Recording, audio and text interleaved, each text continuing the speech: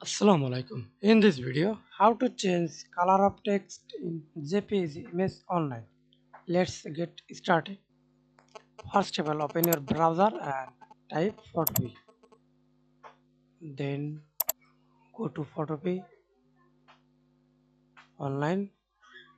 Wait few seconds and open your image. Okay, and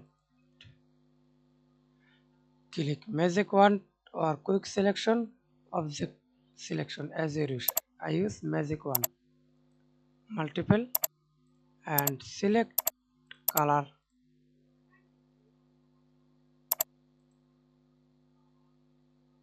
modify, expand,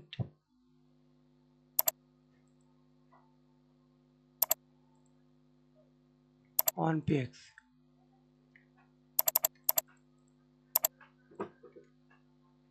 Then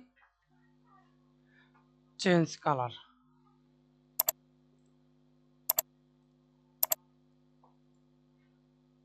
Sorry. Select your color palette. Example, I use this color. Then hold Alt, press backspace. Press Ctrl D. Press Ctrl D again. See this change text color. Thanks for watching video. Please subscribe to my channel, like, comment.